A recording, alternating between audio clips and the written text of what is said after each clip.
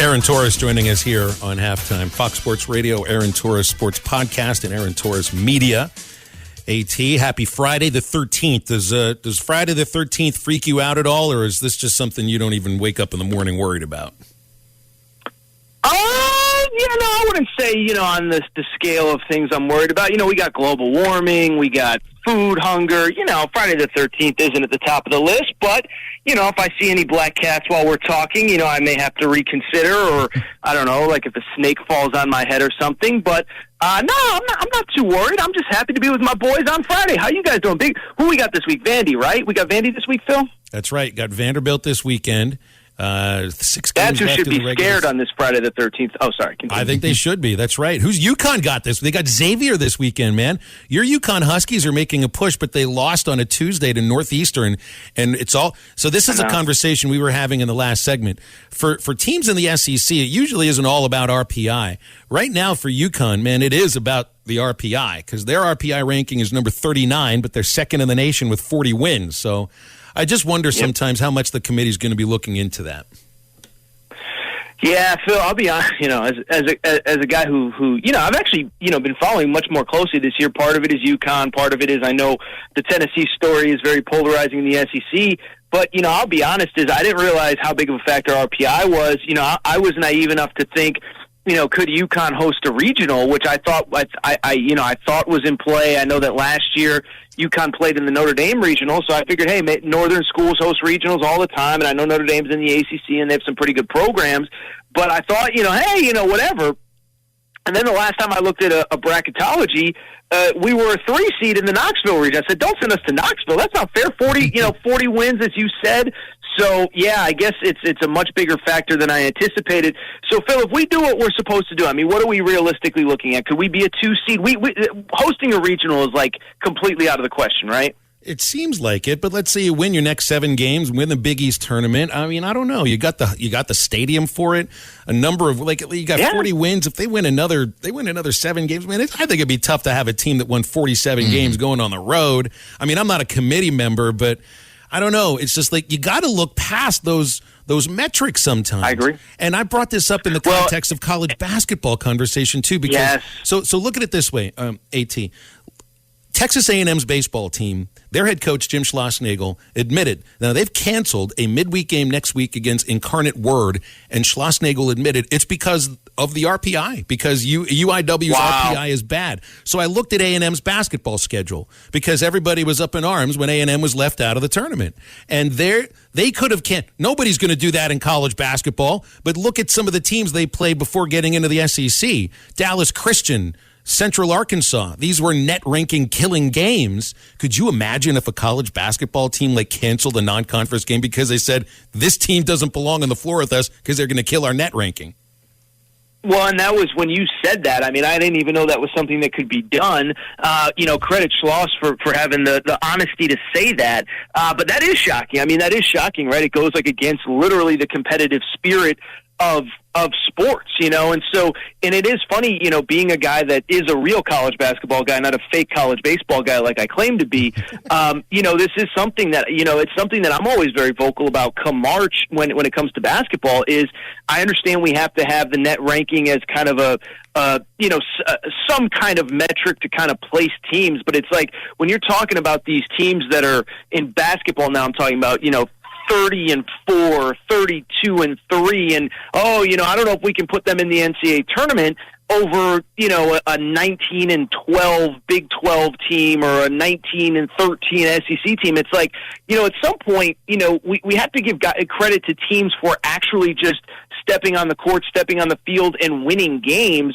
And so I'm not saying it because it's my UConn, and I certainly am not in a serious note not qualified to actually defend UConn or say why it's an outrage or whatever. But that is something I know that I'm always talking about during basketball season is I get that you can't compare a Big 12 schedule to a MAC schedule or a whatever big South schedule, but at some point, stepping on the court, on the field, winning games has to matter, and so we'll see. Huskies got a lot of work to do, but I'd like to see them host a regional. I think that'd be pretty cool. Well, AT, since you are a basketball guy, I have to ask you a basketball question. As Ricky Council, the fourth, is going to commit here in about 23-ish minutes. Oh, yeah. Is he going to be playing in the SEC at Bama, Arkansas State, or where do you think he's gonna go? Ricky Council, this is? Yeah. I didn't know he was committing in 23 minutes. Darn it, man. I would have had a reaction video ready for YouTube because he's going to commit to Arkansas. I mean, am I 1,000% certain? I'm not. But, this has been the rumor for a while. I know he took a visit, like 2 weeks ago at this point. And I think obviously the Jackson Robinson thing yesterday kind of, portended to something that could be in the works. And, and I don't blame this kid if he wants to be at Arkansas. And, this is an unfortunate, situation in terms of the business of college basketball, but if he wants to be at Arkansas and the staff was recruiting him saying we'll figure out a way to get you on this roster, then that appears to be what happens. And so to me, when he visits and you have really good reporters in Arkansas saying that it feels like he's going to be a Hog. And then, I was obviously hearing the same through the grapevine. I'm sure you've heard the same through the grapevine. And then you have a player enter the portal. That's what it says to me. And so I wasn't aware that he was actually committing this early in the day. But if he does, it's another nice piece for the Hogs. It obviously probably speaks to the fact that I know that a month ago I was talking about the possibility of Jalen Williams returning. I think that's probably not going to happen at this point, but yeah, I would be shocked at this point if Ricky Council was anything other than a Razorback. AT, another thing that's been a big topic of interest this week has been the NCAA and what they've decided, saying that division, you don't have to decide a champion through division, a championship game anymore. You can do whatever you want, scholarships and fully funded stuff. We talked about it on the baseball side of possible 11.7 going away. It just feels like this is just the beginning of the end of the NCAA. And do you think that we have radical changes to where the idea of just letting college football be run by the CFP, does that happen in this calendar year? I don't think in this calendar year. No, I mean, we're definitely at a crossroads. I don't think there's any doubt about that, Drew. And, I don't know what this looks like 5 years from now, 10 years from now. I mean, the idea, the how different things look even from 5 years ago. I'm not talking 30 years ago before we were born or when we were kids or whatever. I'm talking about 5 years ago, how fundamentally different everything is. I don't know what it's going to look like 5 years from now. Now, to me, the NCAA coming out and saying that they want to, investigate some of these NIL deals. Now, what they can actually do, I don't know. That to me, with the fact that they appear to be actively looking for a next leader of the NCAA, president of the NCAA to replace Mark Emmert, says to me that they plan on being in existence in a year from now or in the next 6 months as we go towards 2023.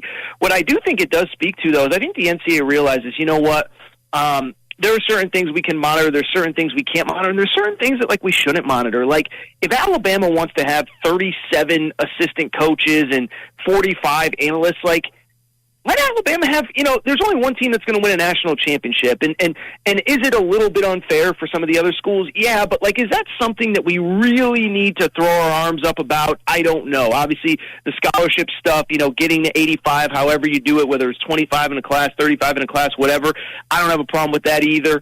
So what I think it says, Drew, is I think the NCAA plans on being here for a while. But I think some of the stuff that they've maybe regulated or some would say over-regulated in previous years, I think they're realizing, we got bigger fish to fry. If we want to stick around, what is the old saying, letting, the serious criminals off while pursuing parking tickets. I mean, I feel like that's kind of what the NCAA is saying. We're not going to pursue parking tickets anymore. We're going to try to enforce the rules that actually matter, NIL, transfer portal, tampering. Now, whether they will be able to or not is another question, but that to me speaks to what kind of some of the news that's come out over the last 10 days or so says. I kind of wonder if one direction that this may end up going in, at least as far as in this case, the labor is concerned, the student athletes are concerned. In professional sports, they negotiate out, in bargaining sessions, tampering, with the windows of free agency, salary caps, that kind of stuff. And if there is going to be any I feel like restrictions on money that players can make on NIL or freedom of movement from one university to the other. It might have to be collectively bargained. And this was a fight that came out like 7 or 8 years ago when those Northwestern players tried to unionize. Yep. It didn't work out for them. But I feel like the players, the student athletes, the labor has to have some sort of representation in this fight. And it's not the NCAA and it's not the universities. I don't know where it comes from. Phil, I mean, this just speaks to what I just said a minute ago. I mean, like you said, I mean, this was a topic of conversation for about 2 weeks, probably 4 or 5 summers ago, and then it just kind of just disappeared. It just never really got any real traction. And so I'm with you. And, I talked to a buddy of mine, Dan Lust, who's a lawyer, and, I talked to him on my podcast, so it's not like a conversation that other people can't listen to. But, listen, I'm not smart enough to have all the answers here, Phil, but I don't think it's inconceivable that, 15 years from now, 10 years from now, football players or maybe all athletes are just employees of the school. I mean, is that where we're going? I don't like I said, I'm not smart enough to have these conversations and to know what the steps are and what's realistic and what's not. But that does feel like, as you said, Phil, the only way to truly regulate NIL, to truly regulate the transfer portal, to truly regulate tampering, is that, they have to be essentially contractual employees. And so, again, I don't know that we're there yet. I don't know that we'll ever get there, but I don't think that anybody could have envisioned 5 years ago where we are today. And so I don't mean to keep going back to the same throwaway line of the sport or the sports that we cover and that we love are rapidly evolving in front of our eyes. But, I've talked to much smarter people than me about this, people that work at the highest levels of media, ADs, assistant ADs, stuff like that are essentially saying the same thing. And so, I think to Drew's original question, I think it just speaks to we need leadership from somewhere. I do think it's somewhat of a positive that it appears as though Greg Sankey appears to be working with the other commissioners, although the last time he did it, it ended up him stabbing Bob Bowlesby in the back and taking Oklahoma and Texas. But I take it as a sign that Greg Sankey seems to be working with other people to try and build some sort of foundation so it isn't this wild, wild west that we're currently living in.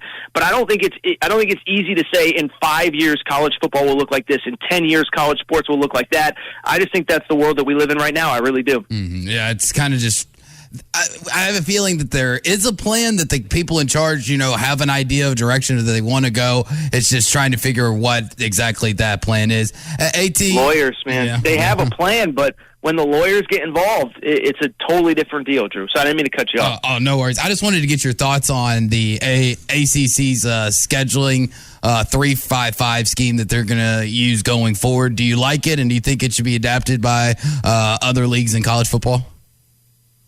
Well, I think it'll be interesting, as we get to a time with the SEC having 16 teams. I think we all kind of know we're not staying at 2 divisions, an East and a West. And so, does the ACC set up a blueprint for where we could be going?